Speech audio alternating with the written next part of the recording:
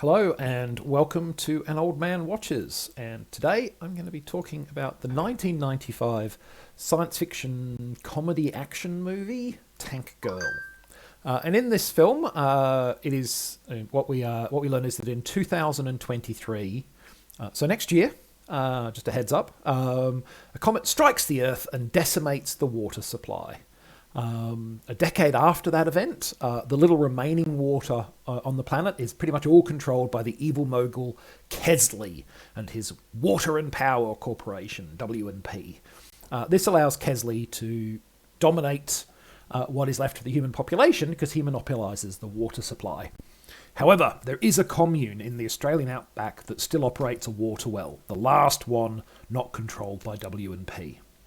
So Kesley, being an evil mogul, orders an attack on the commune, where W&P troops kill many of the commune members and capture the others, including Rebecca Tank Girl Buck and her young friend Sam. Although she becomes a prisoner of WP and is subject to torture by Kesley, Tank Girl remains defiant. When the mysterious gang known as the Rippers attack W&P, she uses the distraction as an opportunity to escape, stealing an actual tank in the process. Joining her in her escape is another prisoner, Jet Girl, who escapes in, a fighter jet.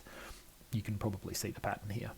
Escape is not the end of the story, of course. Tank Girl still has to rescue Sam, face down Kesley, and basically indulge in an anarchic battle of firepower and wits that comprises the movie's second half. So, Tank Girl failed badly at the box office. It cost about $25 million to make, and ticket sales were about a quarter of that, $6 million. Not a good outcome, because that's a gross ticket sales, so that's not even what the studio is getting back. Let's talk about why it failed and whether or not it deserved to. So first of all, my biggest question about this film is who the heck thought spending $25 million on this was a good investment? Now, remember, first of all, that that's $1995, so basically you can more or less double it for today's money. I think it works out to about 47 million, something like that. Tank Girl is a comic strip, and the film was based on that comic strip. It was a comic strip in the cult British magazine Deadline, and the key word there is cult. Yes, Tank Girl was very, very popular with people who knew about it, but the character had nothing like the cultural penetration of, the big comic book icons, Superman, Batman, Spider-Man, etc. Unless you were heavily into comics, you probably hadn't heard of her. And as potential audiences for a movie go, hardcore comic book fans are, first of all, a very small group, much too small to actually financially support a film by themselves. And secondly, the people who are generally the most critical of comic book movies. I mean, to take a hugely successful, well-received comic book movie like The Avengers, the main people you heard complaining about it were comic book fans, because, the Wasp was a founding member of the team, not Black Widow. This is the kind of minutiae that they get obsessed about. People who are really into things get obsessed about them, and then they complain about things that aren't quite what they expected. So what that means for this movie is that there's no inbuilt audience here. The small number of people who know about it are probably going to complain about that you've done it wrong, and nobody else knows who they are. So, at least the property is something that's easily understood and digestible to the average moviegoer, right? Well, of course not. No, it isn't. It's really, really not. Tank Girl was an anarchic, absurdist, deeply countercultural punk rock kind of comic strip. Now, that made it interesting and memorable and definitely won at hardcore fans, but it means it relies very heavily on challenging audiences and doing things that it, quote, shouldn't, unquote. Now, as you might imagine, any effort to make a movie that follows the same path is going to run headlong into resistance from the studio bigwigs, and any adaptation of Tank Girl that doesn't do that is not going to be recognisable as the property, in which case, why did you license it in the first place?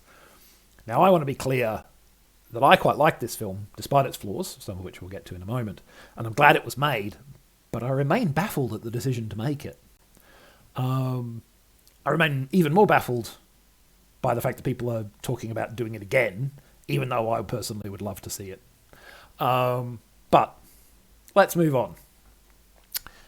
In keeping with the source material, Tank Girl's script is loud, irreverent, anarchic, absurd, and confrontational.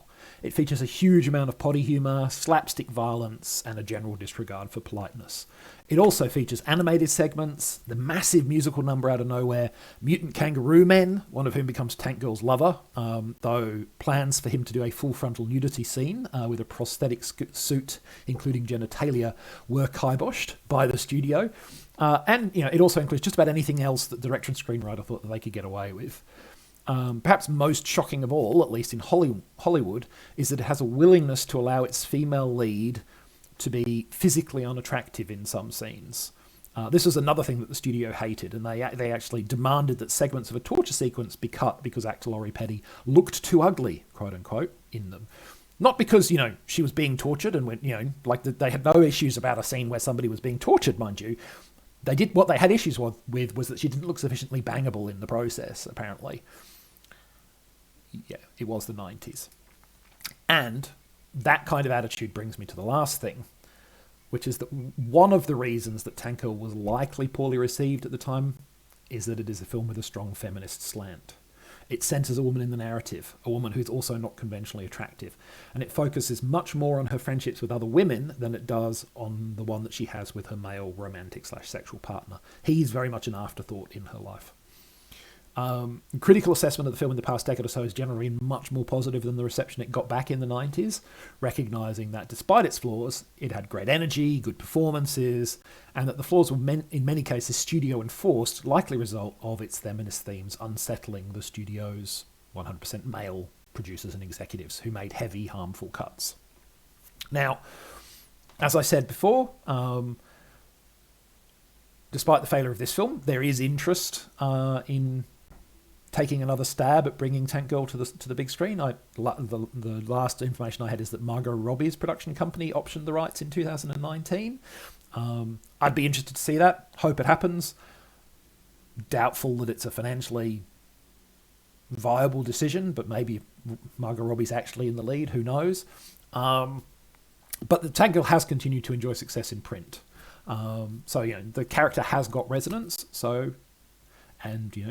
25 years have gone by. The world is slightly more open to letting women have agency in media. Maybe it will go better this time in terms of financial outcomes. Anyway, we shall see if it even happens. Many times, movies are optioned and not produced.